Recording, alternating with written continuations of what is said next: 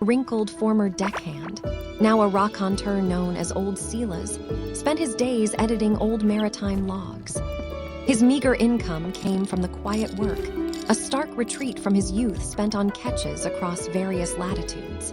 He lived in a small, windowed room, the insulation barely holding against the chill. A vintage transistor radio, a true relic, always played softly, its buzz a constant companion. He often pondered the kismet that led him from the high seas to this quiet life. His most cherished possession, a small, holstered compass, was always tucked away, a lifesaver from a forgotten storm. He knew with a quiet knowing that his past, like an old internet news group, contained stories far greater than his present. He sometimes felt the inward pull of his old life, an unadjusted longing. He'd once been a hero to others, but those days were gone, buried under layers of memory. Suddenly, a blaring beacon from his old truck shattered the peace. A desperate message, encrypted like an ancient tape's recording, flashed across his rudimentary mock-up terminal.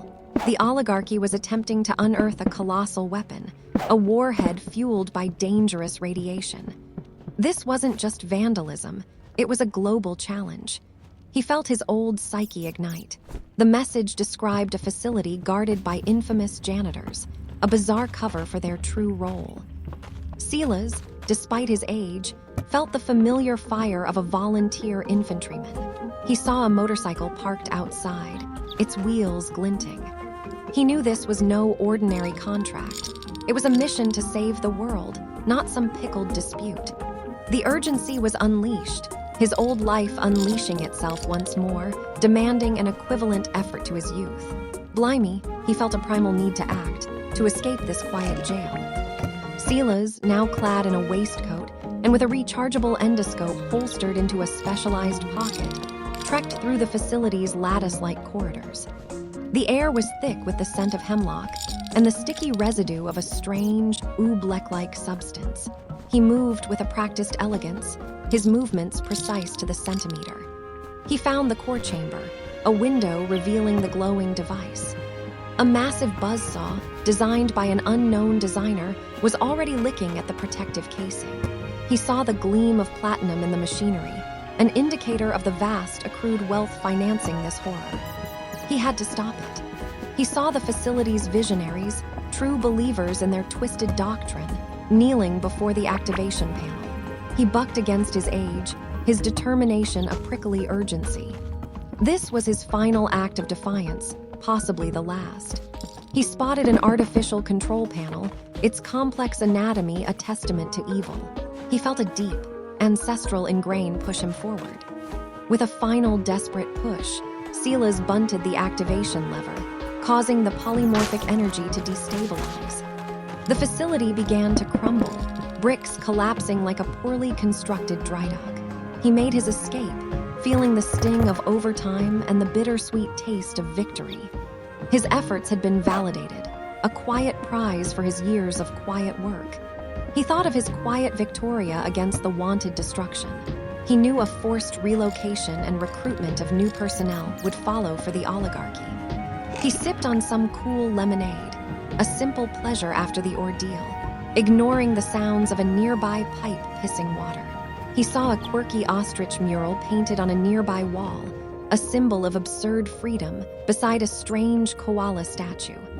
The world was safe, for now. He was just an old man who had backed the right side. The mandarine sunset painted the sky, sweet as honey, a testament to the world he had saved from grunge. His lungs filled with clean air, a grape-like flavor on the breeze. He had made a difference, proving his inimitable spirit, a rondel of courage. The taste of kumquat in his drink was surprisingly refreshing.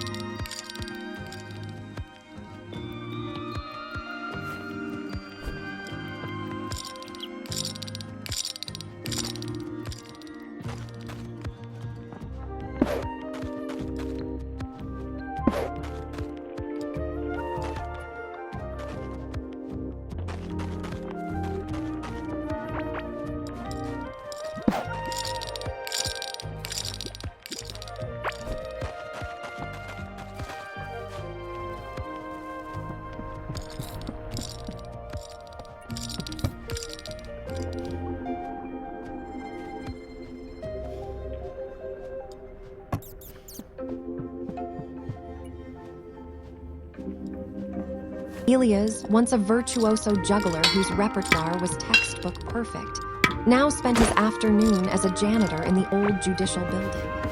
He was a deeply antisocial man, constantly pining for a past glory that felt like ancient relics. The weight of his ruined marriage and his own haughty nature had led to his ultimate downfall, leaving his spirit untied and far from jubilant.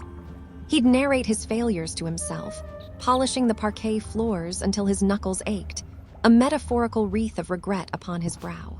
He yearned to overcome his current bottom-rung existence, seeking a new vector for his life, a laser focus that would restore the validity of his purpose. He often felt as though he wore an invisible visor, shielding him from the world. Elias, burdened by years of unemployment and a life that felt leaking away, decided to jettison his hesitation. He juggled his options and now approached a mysterious collection of figures in the innkeeper's private office. The leader, a woman with a magnetic gaze and an indigo scarf, had a winsome but unnerving way of watching. She was known for her largesse, but also the abyssal depths of her dealings, often involving strange artifacts like a legendary cable Jew. Elias, feeling his old clothing was inadequate, still advanced. He pictured a bright future, though he knew many would disagree with his path. He even shared a hilarious anecdote about a broken umbrella to ease the tension. He glimpsed a keyboard in the corner and imagined a helicopter on the ground outside, ready to transport their stored illicit goods. The only thing drinkable in the room was stale coffee. A single eyelash clung to his cheek, a tiny detail in a monumental decision. The climax of the gathering was a frantic race against time. Elias, now a reluctant coper in their ranks, found himself in a sweltering warehouse where the air felt like it was baking. A handsome trucker, whose voice could bellow like a hippopotamus through an amplifier, warned them to beware. They were attempting a dangerous alchemy, a complex operation with many layers of risk, involving a device that needed to be uplinked within centimeters of its target. Elias, despite slacking off in his past, felt a surge of adrenaline. He knew his lucky break had been a long time coming. The host of this operation, a shadowy figure, promised a premium reward for its successful utilization, a metaphorical vaccine and antibiotic against their troubles. Through the dusty windows, he could vaguely make out the approaching sirens. Their time was almost ended. He had been drinking strong coffee all night to stay alert. Despite the operation's success, a murkier feeling remained. Elias couldn't quite swallow the notion that he was now part of something superior. He often found himself replaying the event in his mind, like old replays of a race where jockeys manipulated outcomes. He had seen too much, and the experience had begun to harrow his soul. He yearned for a simpler lifestyle, away from the constant backpedaling required to appease his new, controlling partners, whose methods felt like a dishonoring of any ethical code. He sometimes thought of them as a destroyer of peace, a criminal enterprise that had hijacked his desperate hope.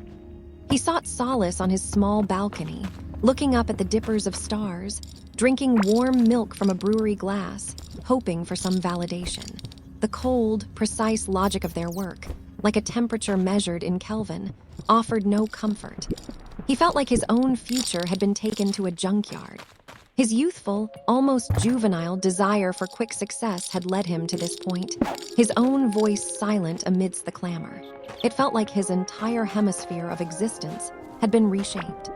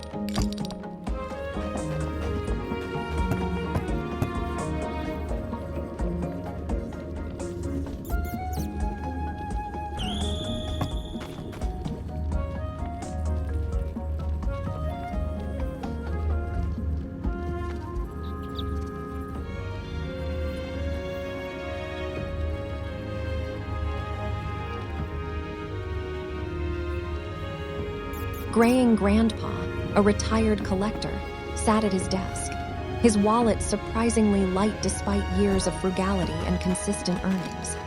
He often browsed a vintage magazine, remembering a simpler time, feeling the hackneyed routines of his household create small hitches in his peace. There was an anterior ache, an appendix of regret that pressed on him. He felt like he was juggling responsibilities, yearning for an arrangement that truly affects positive change, helping a new blossom of hope, a known path to a better appearance. His job felt like a mere occasion, but he sought inner harmony. An insidious infection had locked down the ancient monolith database, threatening his place on the leaderboard of forgotten heroes. His old valise contained a single shuriken, a reminder of his past. A cracking message on his screen showed the impact of the data breach, leaving digital bruises on the global network. Visitors to the Upland archives were pinned down, their files corrupted. He saw images of a giant, menacing mayonnaise-colored construct, an eyesore to progress, designed to juvenilize anyone who opposed it. He pulled on his trousers, determined to reveal its transparency, an immortalizing act, a true guru move, frankly an immense risk, making him a sucker for justice. He strapped his swords onto his back, ready to chase the star of his quest. A rogue Drake agent, rumored to be a superstar of the dark web, revved his engine, vroom, as he tried to evade the oracles he'd scorned. The protagonist knew he was overpacking for a mission into a nebula of data, where even negligible tickets could prove vital. He plunged into the welter of the aquatic server farms, navigating a magical, volumetric highway of information. He found the rogue agent trying to steal a rare olive-colored data shard, amidst tatters of old schematics, a relic of chastity kept for centuries. He had to adjourn this theft before the agent could jet away, a truly capricious champion who rejects all authority, like a sleek jaguar, ideally outrunning justice. The scent of saffron and a glass of enriched whiskey signaled victory. The protagonist felt amped, his heart finally in harmony after the intense struggle.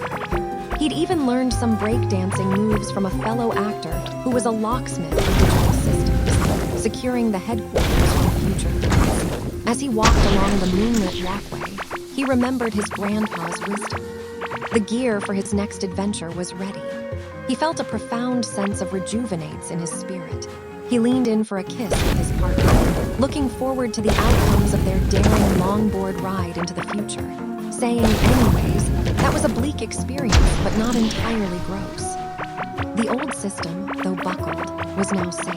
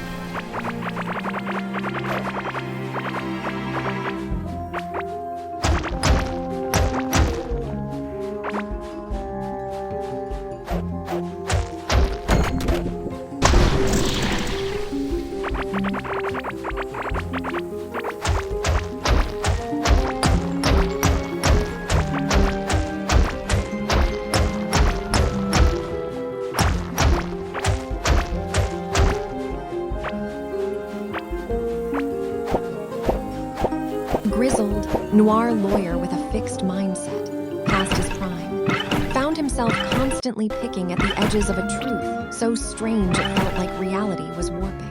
His current case involved an underground trade of remixed memories, a bizarre demonstration of psychological warfare.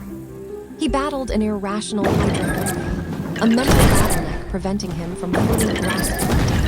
His dexterity in navigating the city's underbelly was unmatched, a familiarity built from years of face-off with shady characters. He was trying to count the times he'd encountered such nutjobs. The thought of the vampish vendor who supplied these illicit goods gave him lockjaw, a sense of dread that felt like a mental lobotomy. Even in his pajamas, he was mentally piggybacking on old intel, feeling the truth slither closer, echoing the resilient mindset of desperate mothers.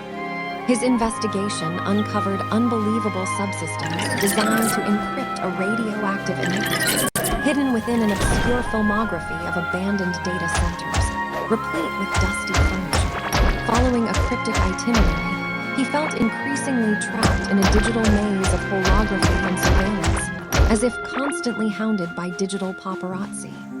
He needed to outplay the architects of this system, which felt utterly fixed against him. He found peculiar robotic duckies acting as mobile listening posts, and the unclean data gave him pause. The challenge jazzes his resolve, even if it meant paying a heavy subscription for access or using his fists to break the lock on the keyways to truth. He was unhappy, but kept volunteering his efforts, prepared to pursue leads via snowmobile through virtual hyperspace past whirring turbines.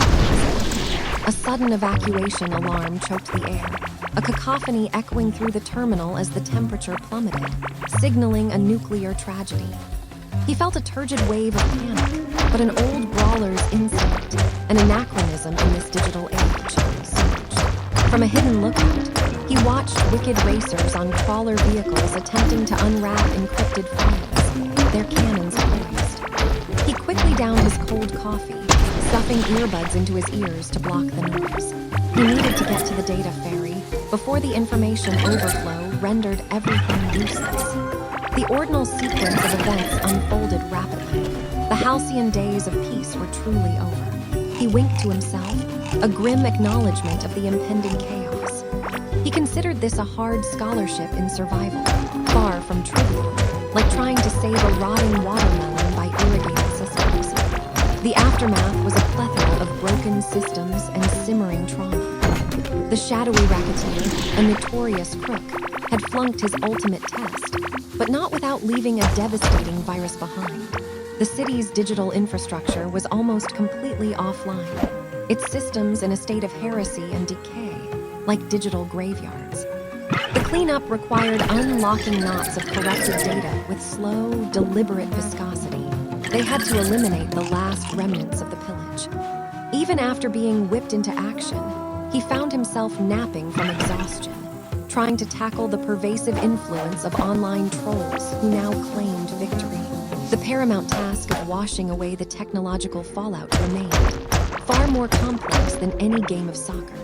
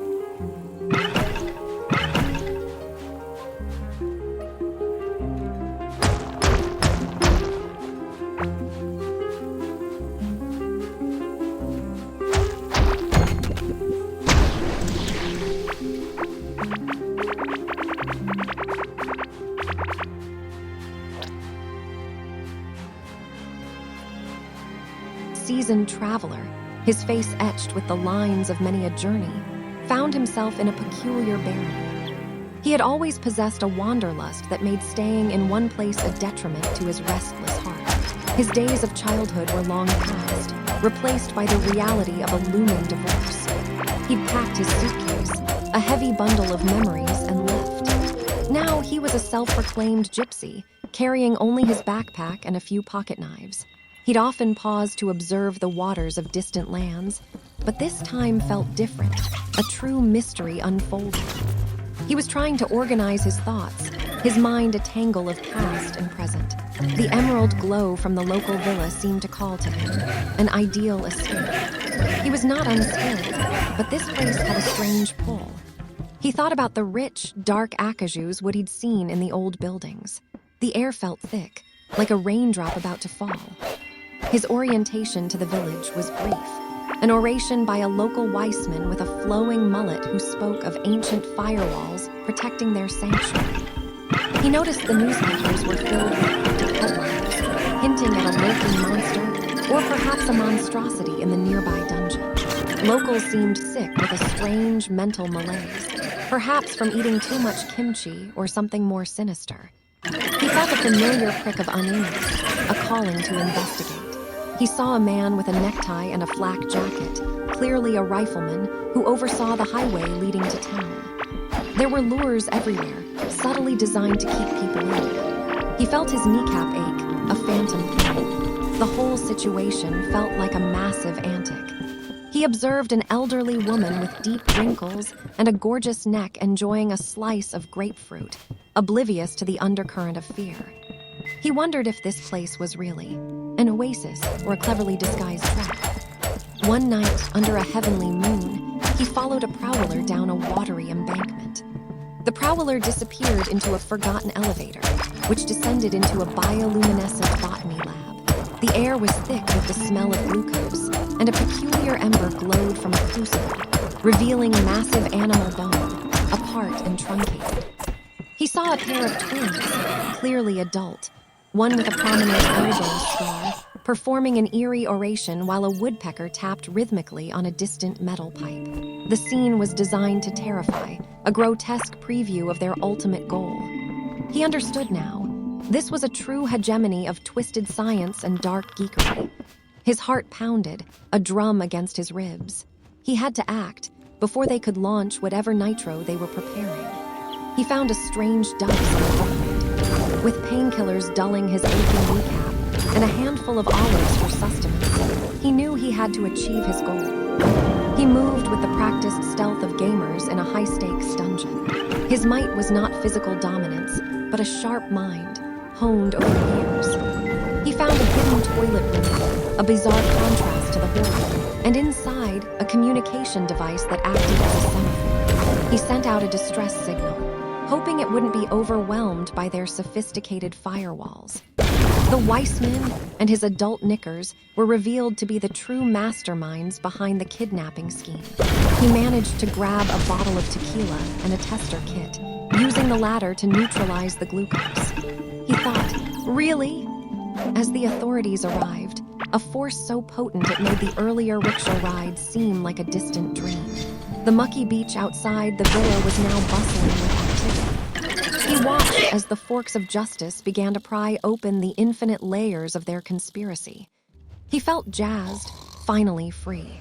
It was ironic given the halfway success rate of such escapes.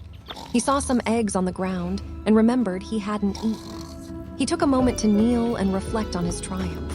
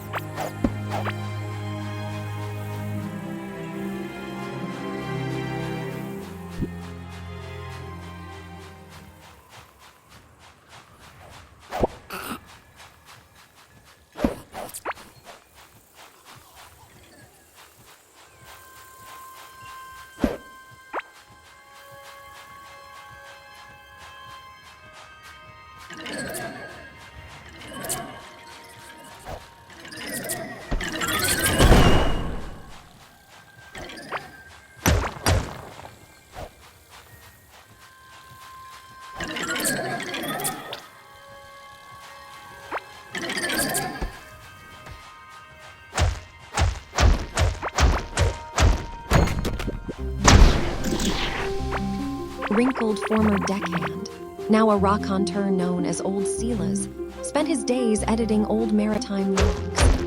His meager income came from the quiet work, a stark retreat from his youth spent on catches across various latitudes. He lived in a small, windowed room, the insulation barely holding against the chill. A vintage transistor radio, a true relic, always played softly, its buzz a constant companion. He often pondered the kismet that led him from the high seas to this quiet life. His most cherished possession, a small, holstered compass, was always tucked away, a lifesaver from a forgotten storm. He knew with a quiet knowing that his past, like an old internet newsgroup, contained stories far greater than the present. He sometimes felt the inward pull of his old life, an unadjusted longing. He'd once been a hero to others, but those days were gone, buried under layers of memory. Suddenly, a blaring beacon from his old truck shattered the peace. A desperate message, encrypted like an ancient tape's recording, flashed across his rudimentary mock-up terminal. The oligarchy was attempting to unearth a colossal weapon, a warhead fueled by dangerous radiation. This wasn't just vandalism, it was a global challenge. He felt his old psyche ignite. The message described a facility guarded by infamous janitors, a bizarre cover for their true role. Silas, despite his age, felt the familiar fire of a volunteer infantryman. He saw a motorcycle parked outside, its wheels glinting. He knew this was no ordinary contract. It was a mission to save the world, not some pickled dispute. The urgency was unleashed, his old life unleashing itself once more, demanding an equivalent effort to his youth. Blimey, he felt a primal need to act, to escape this quiet jail. Silas, now clad in a waistcoat and with a rechargeable endoscope holstered into a specialized pocket, trekked through the facility's lattice-like corridors. The air was thick with the scent of hemlock and the sticky residue of a strange, oobleck-like substance. He moved with a practiced elegance, his movements precise to the centimeter. He found the core chamber, a window revealing the glowing glass. A massive buzzsaw, designed by an unknown designer, was already licking at the protective casing. He saw the gleam of platinum in the machinery, an indicator of the vast accrued wealth financing this horror. He had to stop it. He saw the facility's visionaries, true believers in their twisted doctrine, kneeling before the activation panel. He bucked against his age, his determination a prickly urgency.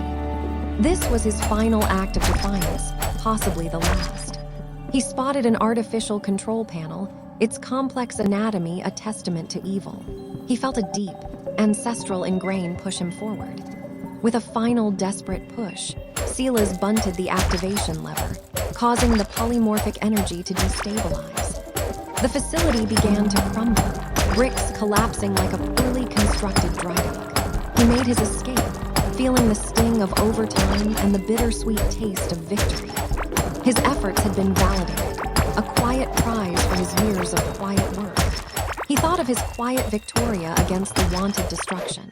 He knew a forced relocation and recruitment of new personnel would follow for the oligarchy. He sipped on some cool lemonade, a simple pleasure after the ordeal, ignoring the sounds of a nearby pipe hissing water. He saw a quirky ostrich mural painted on a nearby wall, a symbol of absurd freedom beside a strange koala statue. The world was safe, for now. He was just an old man who had backed the right side. The mandarine sunset painted the sky, sweet as honey, a testament to the world he had saved from grunge.